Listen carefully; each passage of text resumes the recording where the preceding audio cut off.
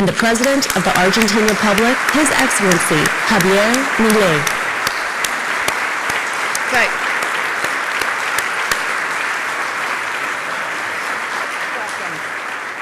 Okay. Good morning, everyone.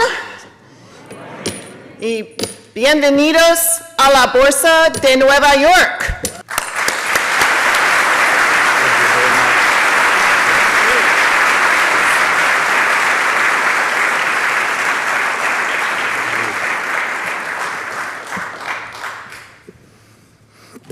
Hola a todos. Bueno, muchísimas gracias por esta recepción. Es para mí un gran honor estar en esta casa dando a conocer lo que es la experiencia del caso argentino. Nosotros, al momento de arribar al gobierno, básicamente Argentina estaba al borde de lo que hubiera sido la peor crisis de su historia. Combinaba los elementos de las tres más grandes crisis de la historia argentina. Teníamos un desequilibrio monetario que era el doble del que teníamos en el año 75 previo al Rodrigazo. Teníamos una situación en el Banco Central mucho más precaria que la que teníamos en el año 1989, antes de la hiperinflación de Alfonsín, y teníamos indicadores sociales peores que los que teníamos en el final de la convertibilidad. Por lo tanto, estaba todo dado para que ocurriera un verdadero estallido. Al mismo tiempo, Argentina mostraba déficits gemelos por el equivalente de 17 puntos del PBI. Ustedes saben que en la literatura de indicadores tempranos de crisis, 4 puntos de déficit gemelos en términos del PBI es una alerta amarilla. En el caso de 8 puntos del PBI, presagia una tremenda crisis, así es que imagínense lo que era enfrentar 17 puntos.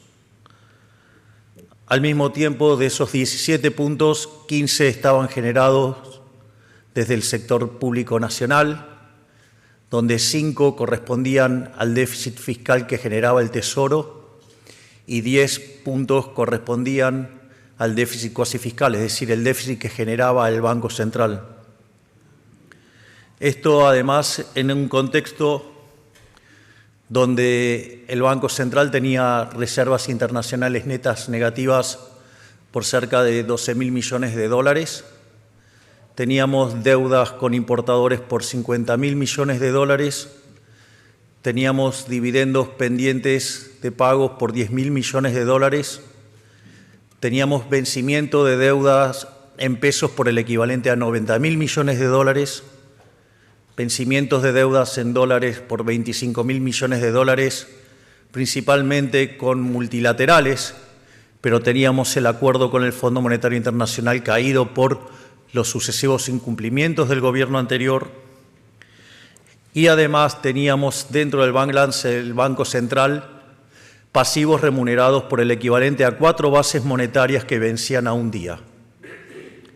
En definitiva, estaba todo dado para que hubiera una verdadera catástrofe.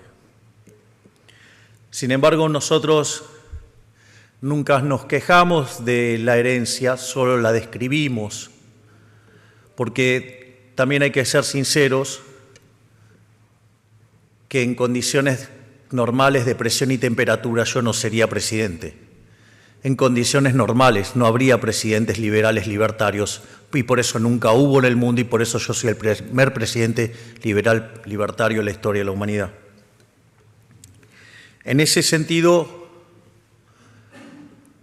al mismo tiempo la inflación venía corriendo cuando uno miraba la primera semana de diciembre a un ritmo del 1% diario, eso es cerca de 3.700 anual.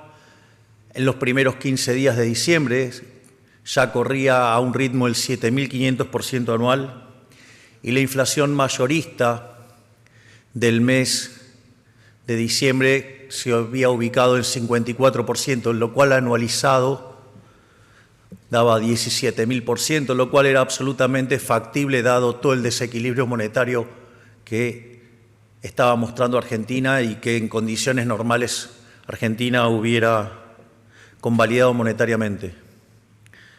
Por lo tanto, para evitar la catástrofe que hubiera causado una hiperinflación, necesitábamos cortar rápidamente con la emisión monetaria. En ese sentido, lo primero que emprendimos fue en el lado del Tesoro un fuerte ajuste fiscal y nos propusimos como meta alcanzar el déficit cero. La meta del déficit cero en términos financieros implica que la deuda no crece más. Si la deuda no crece, la relación deuda-producto es no creciente, por lo tanto el país se convierte en un deudor solvente y por lo tanto digno de crédito. Esa tarea que nosotros nos habíamos propuesto alcanzar en el primer año de gestión, todo el mundo nos decía que era imposible que hiciéramos un ajuste de 5 puntos del PBI, que solamente en el mejor de los casos se podía hacer un ajuste de 1 punto del PBI. Además, en los últimos 123 años de historia, Argentina mostró déficit fiscal en 113 y en los 10 que tuvo superávit, ese superávit es engañoso porque Argentina estaba en default y no pagaba intereses. Y sorprendentemente, y gracias a la enorme labor del enorme ministro de Economía que tengo, que es Luis Toto Caputo, quien está aquí, alcanzamos el equilibrio financiero en el primer mes de gestión. Hoy ya llevamos 8 meses de superávit financiero. Hemos logrado reducir el riesgo país de niveles del 2.900 puntos a 1.300 y con una tendencia a que siga bajando y con un compromiso inquebrantable sobre las cuentas públicas. De hecho, días atrás me tuve que ver forzado a vetar un aumento irresponsable de las jubilaciones por parte del Congreso, donde increíblemente, mientras que durante la administración anterior las jubilaciones perdieron cerca del 40% en términos reales y que durante nuestro gobierno llevan ganado más del 5% en términos reales, votaron una ley que implicaba un aumento de por lo menos del gasto público de 1.2 del PBI. No habían propuesto ningún mecanismo de financiamiento, con lo cual, digamos, una situación absolutamente irresponsable y que eso en términos dinámicos implicaba aumentar la relación deuda-producto en 67% del PBI. Es decir, implicaba directamente exterminar el futuro de los jóvenes con una deuda absolutamente impagable. Por lo tanto, nuestro compromiso con el equilibrio fiscal es inquebrantable y no estamos dispuestos a negociar bajo ningún punto de vista el equilibrio fiscal. Ese equilibrio fiscal, con el correr de los meses, nos permitió no solo salvar el programa con el Fondo Monetario Internacional, sino que al mismo tiempo nos permitió ir armando una curva de pesos. Y en ese contexto comenzamos el saneamiento del Banco Central, ya que 2/3 del déficit se generaba desde el Banco Central y eso implicaba creación endógena de dinero que alimentaba además la inflación. Ya habíamos cortado el canal de emisión del Tesoro, entonces ahora teníamos que empezar a cortar los canales de emisión del Banco Central. Y esa tarea que nadie mencionaba, que nadie se animaba a señalar cómo se resolvía, en una labor gigantesca, propia de Cíclope, nuestro presidente del Banco Central, Santiago Bausili, en 7 meses logró eliminar el déficit cuasi fiscal junto a una enorme tarea hecha por nuestro secretario de Finanzas, el doctor Pablo Quirno, y a partir de ahora Argentina no emite más ni para financiar el fisco ni para financiar el déficit cuasi fiscal. Por lo tanto, estábamos en condiciones de avanzar hacia no solo ahora una situación de déficit cero, sino que estábamos en condiciones de avanzar hacia una situación de exceso de oferta de dinero cero. Esto significaba que estábamos en condiciones de emitir solamente contra compra de dólares. Y en ese contexto, básicamente, lo que nosotros considerábamos era que esa emisión tenía como contrapartida demanda de dinero y que consecuentemente eso no iba a llevar a una pérdida del poder adquisitivo de la moneda y por ende, digamos, iba a trabajar bien para bajar la inflación. Sin embargo, en la medida que fuimos avanzando nos dimos cuenta que en rigor, dado el control de capitales que aún persiste, que si bien es mucho menor que el que teníamos cuando iniciamos, solo para que tengan un orden de magnitudes, cuando nosotros llegamos solamente se pagaba el 15% de las importaciones y hoy se paga el 95% de las importaciones. Y en ese sentido aún tenemos problemas de stocks que resolver y eso tiene consecuencias en el diseño de la política monetaria, que voy a explicar dentro de un rato. Pero una de las cosas que nos dimos cuenta es que cuando uno tiene libre movilidad de capitales, aquellos que traen los dólares están comprando pesos y esos pesos los compran para hacer transacciones y por eso no genera inflación. Sin embargo, cuando ustedes tienen control de capitales, esa operación no es tanto comprar pesos, sino que es vender dólares porque están obligados. Y que esos pesos que ustedes están emitiendo ahora no necesariamente, digamos, tienen demanda de dinero y por ende el remanente es lo que está generando inflación.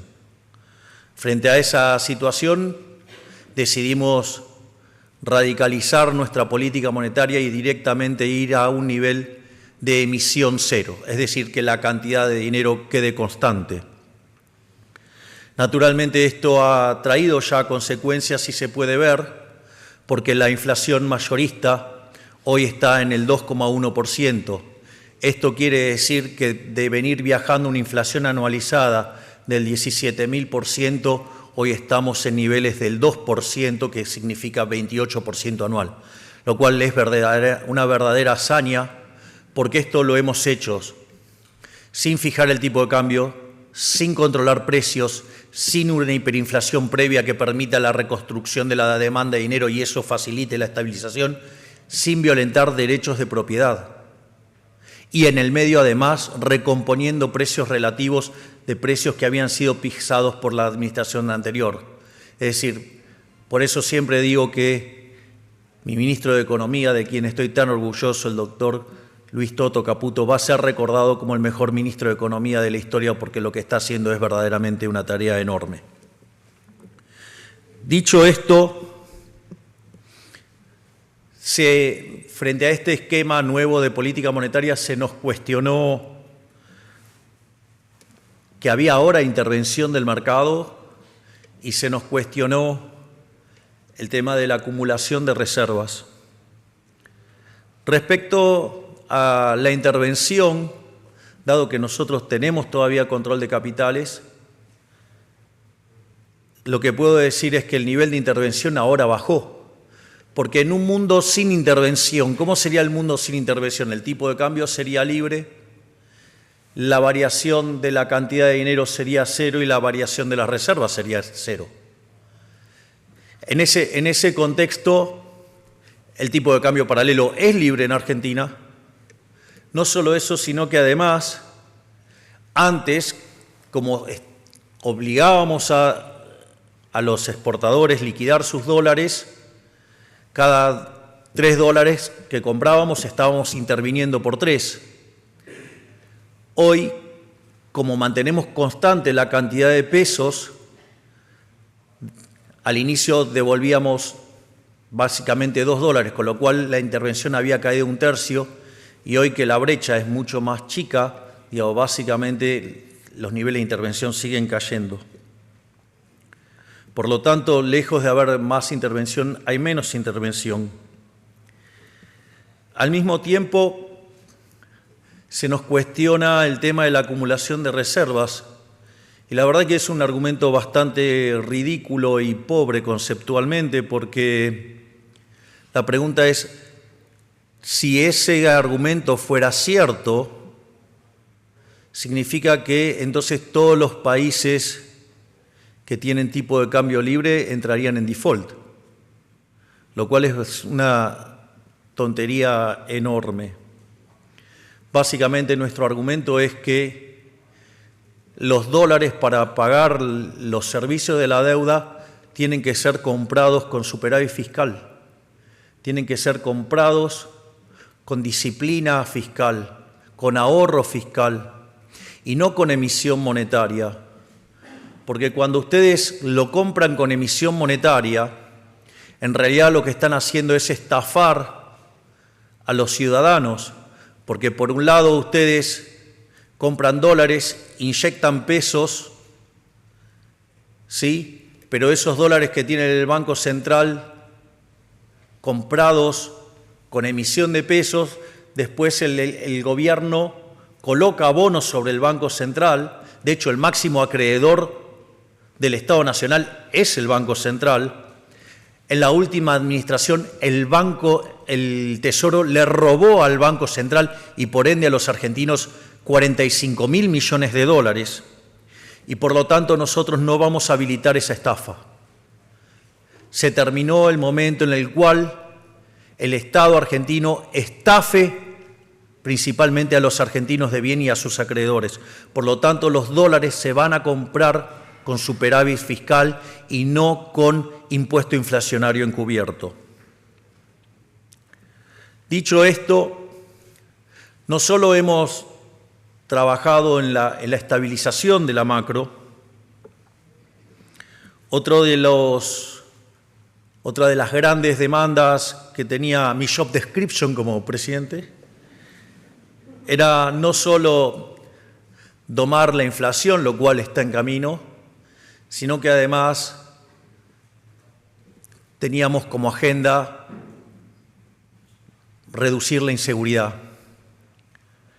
Argentina parecía tierra de nadie, parecía que era imposible controlar las marchas, los piquetes y todas esas actividades fuera de la ley que obstruía la posibilidad de trabajar tranquilo a los argentinos de bien.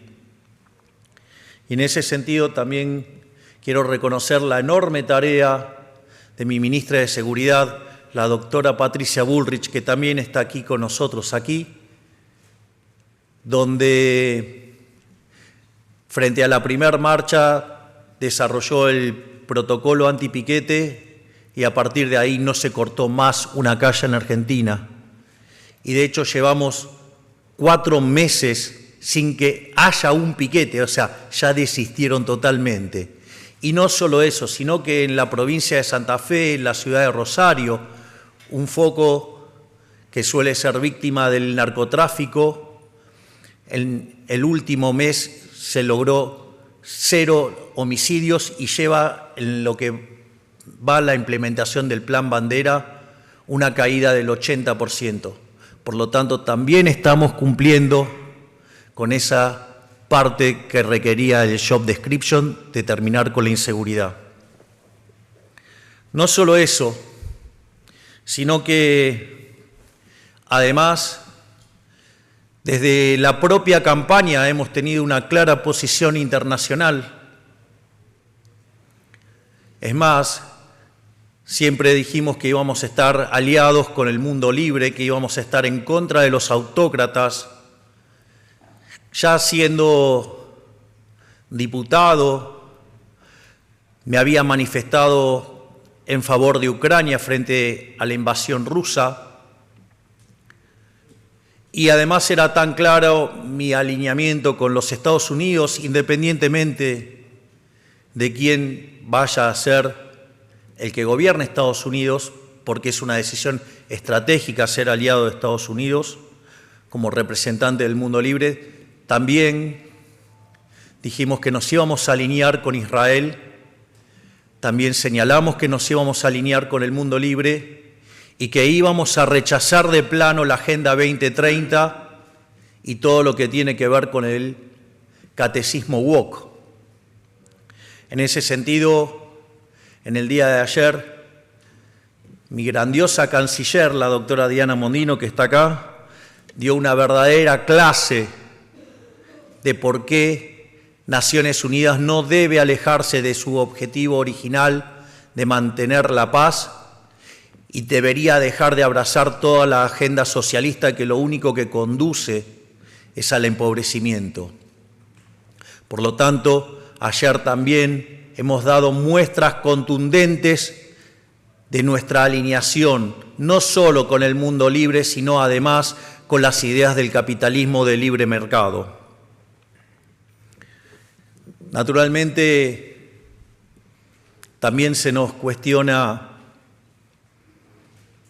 la política social. Dice que no tenemos corazón. Yo diría que no tienen cerebro lo que hacen ese comentario. Bueno, de hecho, muchos no les gustó el último posteo que hice en Instagram del virus KUKA-12. Pero más allá de eso,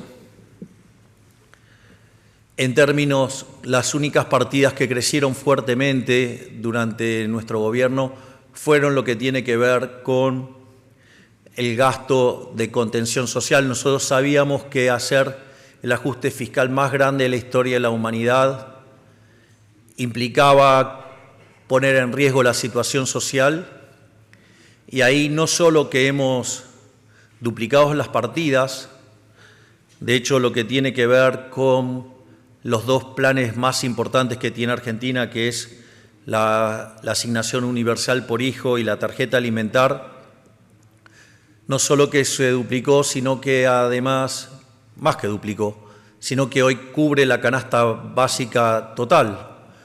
Por lo tanto, eso representa una mejora sustancial respecto a lo que el gobierno populista y tan preocupado por la gente solamente cubría la mitad.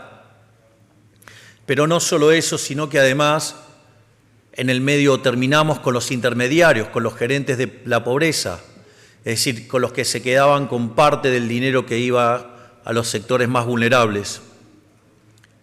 Y obviamente que tocar esos privilegios, tocar esos robos, digamos, generó muchas operaciones de prensa en contra de nuestro gobierno, operaciones de prensa que además están sobreestimuladas por el simple hecho de que les cortamos la pauta publicitaria. Nosotros creemos en la libertad de verdad, no digamos de que un gobierno tiene que estar sobornando periodistas para que los periodistas digan lo que uno quiere. Si son tan buenos, que compitan en el mercado y que se ganen el favor del consumidor como se ganan todas las empresas de bien su mercado. Pero esto no es todo. Además, iniciamos un conjunto de reformas estructurales impulsando la ley Bases y enviando un decreto de necesidad y urgencia donde hemos logrado pasar estas reformas con el 15% de la Cámara de Diputados y con el 10% de la Cámara de Senadores. Y es increíble que todavía nos cuestionen que no hay gestión. Yo en eso también debo agradecer profundamente al doctor Guillermo Francos, que está en Buenos Aires, por su gestión en todo lo que tiene que ver con la cuestión política y poder conseguir tamaños resultados. ¿Por qué es importante esas reformas? Primero porque esas reformas son 8 veces más grandes que la reforma que hizo en los 90 Carlos Saúl Menem, siendo que la reforma de Menem había sido la más grande de la historia. Hoy la reforma estructural más grande de la historia es la que estamos llevando nosotros a cabo y que la hicimos solamente en 6 meses. Eso va a implicar que Argentina escale cerca de 80 puestos en términos de libertad económica y que en términos de funcionamiento del sistema empecemos a estar parecido a países como Alemania, Italia, Francia. Pero nosotros no nos alcanza eso. Nosotros tenemos planeado ser el país más libre del mundo. Y para ello todavía tenemos pendiente 3.200 reformas estructurales, que efectivamente cuando las terminemos vamos a ser, sin lugar a dudas, el país más libre del mundo. En eso también quiero resaltar la enorme labor que está llevando otro de los grandiosos ministros que tengo, que es el caso del doctor Federico Sturzenegger, donde día a día vamos desregulando y quitando trabas a la economía.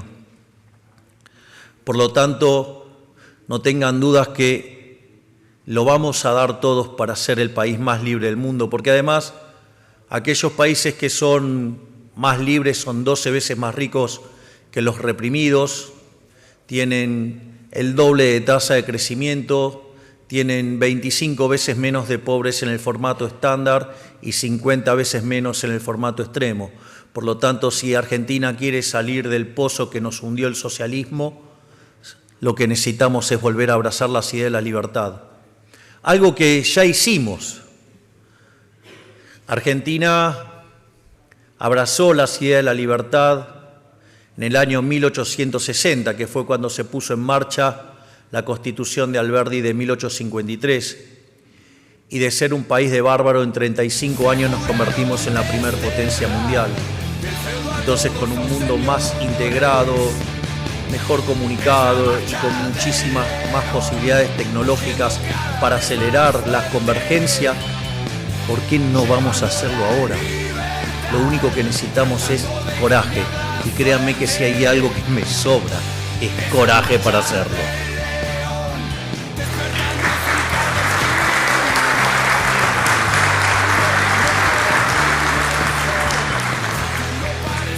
Finalmente, la pregunta es, ¿y cómo van a crecer? El primer punto es, el crecimiento, digamos, o la expansión va a tener dos partes. Una parte que va a tener que ver con lo que es la recuperación cíclica. De hecho, hoy cuando uno mira las series de la economía, el 80% de las series están empezando a arrojar resultados positivos. Es decir, el mapa de actividad argentina empieza a pintarse casi totalmente de verde. Y eso se debe a que en parte está ocurriendo una recuperación cíclica. Hace 5 meses que los salarios le vienen ganando sistemáticamente a la inflación, es decir, tenemos mejora de los salarios reales. Eso también aplica a las jubilaciones. Al mismo tiempo, bajar la inflación está eliminando esa distorsión que genera la inflación en el funcionamiento del sistema de precios. De hecho, también quiero mencionar algo porque la experiencia argentina también muestra algo interesante en materia de estabilización, y es que la forma sana de corregir la inflación no es subiendo la tasa de interés, sino que es dejando de imprimir dinero. Porque lo que hay que saber es que la tasa de interés existe independientemente de que exista el dinero. La tasa de interés existe porque existe el tiempo, no porque hay un banco central imprimiendo dinero. Y eso fue un elemento muy importante porque cuando no hicimos caso de las recomendaciones de subir la tasa de interés como mecanismo de estabilización, hubiéramos tenido una relación de pasivos monetarios en términos de base monetaria de cerca de 10 veces hoy y estaríamos discutiendo las características de la hecatombe argentina y no de cómo Argentina logró terminar con la inflación. Pero a veces es necesario volver a las raíces, hay que volver a leer los autores del siglo XIX e inicio del siglo XX, antes de que apareciera la aberración de 1936 llamada Teoría General del Interés y el dinero, Teoría General de la Ocupación, el Interés y el Dinero de ese ser siniestro que fue John Maynard Keynes. Dicho esto,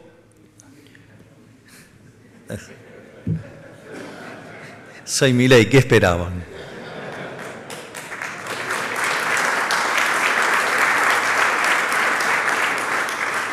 Dicho esto, también tenemos un elemento que nos juega a favor, que es la recomposición de stocks. Por lo tanto, la economía argentina se había sobreestoqueado en la última parte del gobierno kirchnerista por si se desataba la hiperinflación y poder estar protegidos con activos reales. Y esos stocks se agotaron en la primera parte del año y por ende hoy el ciclo de stocks juega positivamente, igual que la recomposición de la demanda vía aumento de salarios y aumento de jubilaciones, y que se está manifestando en que cada vez se aumenta más el nivel de utilización de la capacidad instalada en los distintos sectores de la economía. Pero claramente eso hace al ciclo. Pero eso no es todo. Hay más, y hay más cosas que van a favorecer el crecimiento económico. El primer lugar es que el crecimiento se genera por inversión, y ustedes la inversión la tienen que financiar, o sea, necesitan del ahorro. Y básicamente el ajuste fiscal que hemos hecho le ha devuelto a los argentinos 15 puntos del PBI de ahorro. Es decir, mientras que en diciembre del año pasado discutíamos las características de la hiperinflación, hoy discutimos la existencia de crédito a 30 años y cómo se estructuran créditos a 30 años. Por lo tanto, eso está mostrando que los bancos dejaron de ser una oficina para financiar de manera indirecta al fisco y han tenido que salir a trabajar de banqueros, que era lo que queríamos que hicieran. Por otra parte, eso va a ser un gran elemento para el crecimiento económico. Al mismo tiempo, vamos a liberar el cepo. El cepo lo vamos a liberar cuando la tasa de inflación que tiene el programa macroeconómico sea cero. Básicamente, ustedes tienen una inflación observada en el consumidor que es 4%, y una inflación inducida por el programa, dado los controles de capitales, dado el crawling peg y la inflación internacional del 2,5%, por lo tanto esa inflación hoy está en el 1,5%. Cuando ese 1,5% haya desaparecido, se va a dar en una situación donde además las LEFIs hayan desaparecido y la base monetaria en el formato tradicional coincida con la base monetaria amplia. En ese momento habrá desaparecido el money overhang y podremos abrir sin ningún tipo de problemas el cepo, porque ya no tendrán balas para cargar las armas que puedan tirar la estabilidad macroeconómica, porque se habrá eliminado del exceso de pesos dentro de la economía. Al mismo tiempo, nuestra disciplina fiscal va a implicar que inexorablemente el riesgo país va a caer. De hecho, cuando discutíamos los impactos de lo que está haciendo el Congreso, notamos que cada vez que sube el riesgo país 100 puntos básicos, el PBI en dólares cae 1.8 y cae 0.6 en pesos. Eso significa que, por ejemplo, si volviéramos a las andadas que proponen los degenerados fiscales que están en el Congreso de la Nación Argentina, implicaría perder 1/3 del PBI, implicaría perder cerca de 200.000 millones de dólares. No se los voy a permitir, les voy a vetar todos los excesos que quieran cometer cuando quieran atacar el resultado fiscal.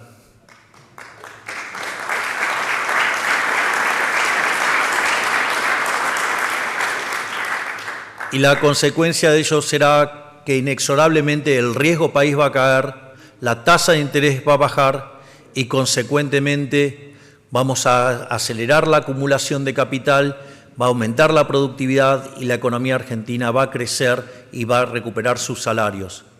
Y una última nota sobre el cepo, a diferencia de todas las otras experiencias que se salió con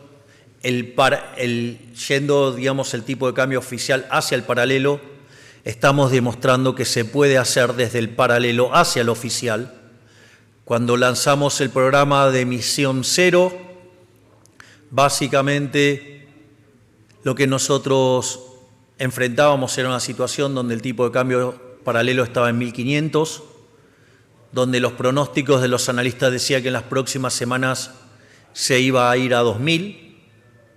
Hoy el tipo de cambio paralelo está en 1.200 y en algunas mediciones en 1.190, mientras que el tipo de cambio oficial corregido por el impuesto país está en torno a los 1.100, es decir que hoy la brecha se está comprimiendo a menos del 10%, por lo tanto cuando dijimos que se va a cerrar la brecha desde arriba hacia abajo, lo estamos cumpliendo y el día que terminemos de levantar el cepo, se cerrará el exceso de demanda de divisas y por ende se cerrará el exceso de oferta en el mercado de bonos y por ende subirá el precio de los bonos, bajará la tasa de interés, cerrará el exceso de oferta en el mercado de bienes, habrá una expansión adicional en la actividad económica, se cerrará también el exceso de oferta de trabajo y por lo tanto habrá mayores salarios con mayores empleos y por lo tanto con menos pobres e indigentes. Por lo tanto, quiero decirles que Argentina se está poniendo de pie, abrazando las ideas de la libertad. Estamos comprometidos en hacer el mejor gobierno de la historia, estamos comprometidos en ser un faro de luz para las ideas de la libertad, para que todo el mundo deje de lado las ideas socialistas y vuelvan a abrazar las ideas de la libertad y estamos convencidos que lo vamos a lograr.